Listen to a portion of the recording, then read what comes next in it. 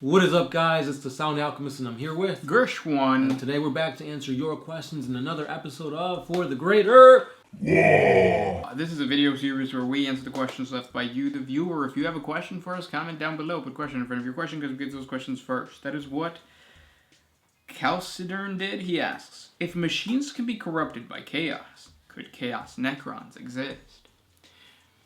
No, well, if you want to create chaos corrupted Necrons, yes, go ahead. You can twist the lore in your favor because that's what that's what you're supposed to do. If you want to create that type of faction.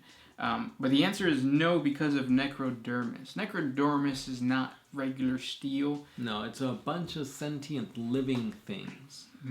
And on top of that, Necron warriors don't have souls. Yep. So there is nothing to latch onto. Whereas when they created AI, there was the artificial intelligence that they could latch onto. The machine spirit, maybe. You could have things like the... Damn, I forgot the name again. There's a type of machine that... Cabalite? I don't know. There's a type of machine in the Dark Mechanicus that is corrupted by chaos. And it's basically like the Men of Iron corrupted things. But when you're dealing with that, you are dealing with protocols created by humans, created by soul-having things, which Necrons do not have. They have personalities like the lords, but that's about it. Yeah. That's not to say you can't, though. Again, emphasizing that if you want to create a chaos-possessed Necron army, go for it. Do your thing. Next question. This one is by Defour06. Which Codex editions would you say had the most balance for all armies in the tabletop? Say that again? Edition? Which edition had the most balance for tabletop? I gotta say 8th edition. Namely because when 8th edition came out, the indexes for all the armies came out at the same time. Pretty much moving over the stats from 7th edition to 8th edition. In any other edition, it literally was... Oh, Space Marines come out first. They got all the best stuff. So you'd have to wait until your army got updated with a new codex, and it felt like every time the new codex came out, that was the new standard for that edition. So let's say 7th edition comes out, Orcs come out first. Orcs are the best. And then Dark Eldar come out. Those Dark Eldar are a little bit better than the Orcs. And then Tau, and then those Tau are a little bit better. But with 8th edition, I felt like they had like a clean slate, and they kind of pushed everything to the most balanced that it's been. Agreed. Not to say it was completely 100% balanced, because you can never have balance in a luck-based game, especially when you're rolling dice and that kind of stuff. But it was really, really close. Yep. Good question. Next question comes from Oscar NG. Oscar NG. Which Zeno ladies would you guys hook up with? Hands down, the Tyranids. Yep, the Tyranid ladies. That'd be nice. What are they called? Demonettes? Well, demonettes are horrendous, like, abominations. No. But when you look at them, they appear to you as, like, your deepest desires manifested. Ignorance is bliss. I mean, I could be looking at a dude demonette, and in my mind, it may not be. Yeah. So yeah, definitely that. But yeah, Eldar. I've always liked the aesthetics of the Eldar. Because they're tall, thin, and pointy-eared. Oh, I'm talking about the guys. Tall, thin, and pointy-eared. Next question comes from PB Unit. Does WAAAGH Energy beat Space Marine Tactics if they were playing the tabletop game? Claro! Yep, because of what you were saying. It's a luck-based game, and with the WAAAGH Energy is all about luck. Yeah. But I don't think an orc would be able to get past like the drop phase before he like flips the table and gets angry. Well, I don't think the orc can get past the taking him off the sprue phase. That's true. Gretchen would have to do that. Yeah, he could buy it. Yeah. He'll take the teeth there. He'll have the Gretchen built in paint, and tables getting flipped. Tables getting flipped. Speaking of flipping tables, the big one asks, when are you going to introduce us to some of your bodacious hoes? I know you all hook up with loads of babes who are impressed with your 40K skills. Never. Yeah. Because you gotta hold on to those ladies, because they're a what is it called? Lucrative? No, they're a rarity. So if you do have a bodacious, what did he say? Bodacious hoe? His words. Yeah, if you have a bodacious hoe that's into your 40K hobby, then you don't have one. Wink, wink, nudge, nudge. You keep her locked up. You say, to all a good night, and a good night to all. I don't think that's how the saying goes. Yep, nope. Mm-mm. And that's a Christmas saying, isn't it? I don't know where you're going with that one. Like the next question comes from Alzy Orbs. Who would you like to see defeat Abaddon the Despoiler? That's all, folks. I can't do that. Is that a Because you know how he does. No, you know how he does his little laugh and then he does the thing with the cane. Anyways, no. So Abaddon the Despoiler it would be really cool to see Abaddon the Despoiler get like murked, by what's his name? You don't even know. Cato Sicarius. Sicarius. Yeah, he's the Ultramarine. not the Ultramarine. Oh, then yeah, he is. I was thinking of the other guy, the Imperial Fist successor chapter.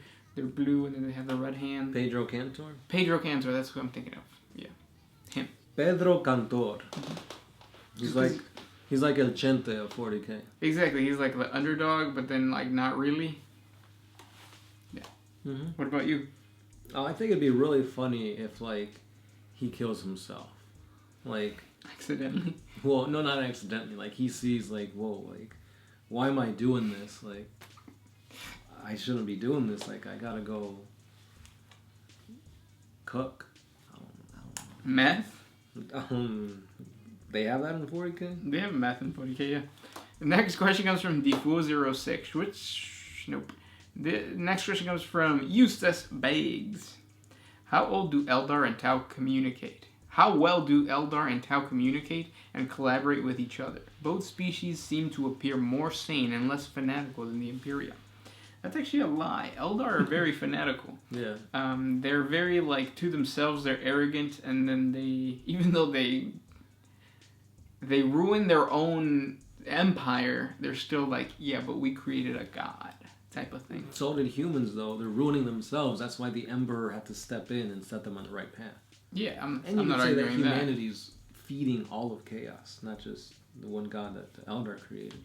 Yeah, but I'm not arguing. What I'm saying is that they're arrogant. Yeah. They're wrong, yes, because they're a dying race. With that said, I have a theory that the Eldar created the Tau because of the cyclical nature of time and space. In the beginning, it was the Necron tier versus the old ones, and then it became... Yeah, Necron tier versus the old ones, so it was basically like psychic versus non-psychic, where the psychic was the good guys, the non-psychic were the bad guys, and then it jumped over to the chaos side, so then chaos psychic became the bad guys, good guys became like the non-psychic people, which is what is going on now. So now it'd be cool to like see the flip. Yeah. And the Tau are those non-psychic good guys. So the psychic bad guys would be Frank Ocean? Frank Ocean. Frank Who's Ocean. Frank Ocean? This one's by K1's Magic Bullet. Is Gersh1 turning into Girth1? Have you been hitting the gym? Yep, since I was 16. I have a theory that you have a genetic predisposition, and no matter how much gym you go to, you will look a certain type of way, and I think I've reached that look. Yeah. So no bodybuilder days for you? Nope, just can't do it. My body says nope. You are no orc. You don't have the biological know-how to just grow massive muscles on your neck. Only the calves. No, my calves are small. Next question. This one's by JS. Other than orcs, will other races use weapons and vehicles taken from other armies? For example, would the Smurfs be riding around in a Leman Russ or a space elf with power armor? Not Space Marines. Imperial Guard, yes. The Imperial Guard, there are certain regiments that are known to do that. One of the most famous ones is, of course, the Orc Headhunters. Mm-hmm. They use sluggers, choppers, they use, like, war buggies, all coming from the Orcs. Right. But for the most part, I feel like no faction would use another army's weapons unless it came to, like, you're out of ammo, you got no other choice, then you'd use it. Yeah, so they wouldn't do it indefinitely, but they would do it, like, if the scenario shows that they have to. Mm-hmm. Although there are some Space Marines that actually use Zeno's weaponry, such as the phase swords from the... I'm blanking. Death Watch? The Death Watch, yeah. They just say, oh, this is some ancient Terran technology, but it's Necron. Yeah. Next question comes from SS Aru Nimroth. Did the Emperor and the Primarchs undergo all of the Astartes' body modifications? Do other races practice this as well? No, the Emperor was born the way that he is, and then the Primarchs were also born the way that they are. They were just... Hashtag Lady Gaga, born this way. Okay. They're just genetically superior. It's like the whole, like, what I was just talking about. Yeah. It's Eevee and Ivy training your Pokemon, basically. Next question. This one is by Saru Nimrath. Did the Emperor, as well as his Primarchs, undergo all of the Astarte body modifications? And do other races practice this as well? I didn't get the last part, because we've answered this one already, but I didn't get the last part. Do other factions practice that? In a way, don't the Tau genetically engineer or somehow like boost up their warriors? Yeah, but it's kind of like specific to their caste.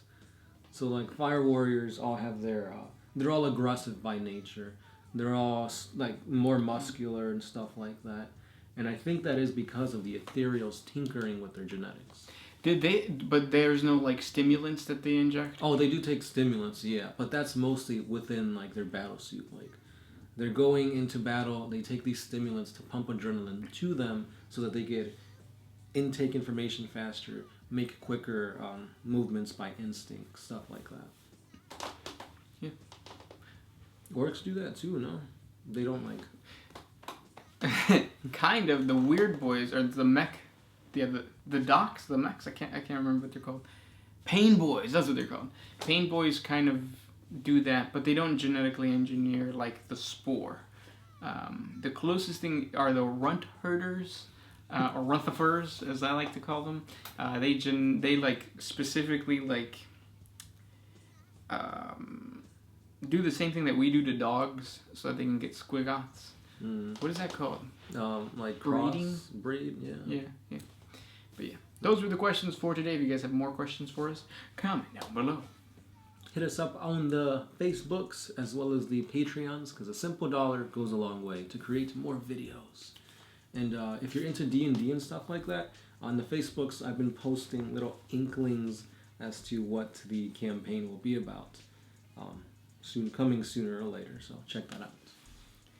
With that said, this was Gershwan, the Sound Alchemist, and we are out. Oh,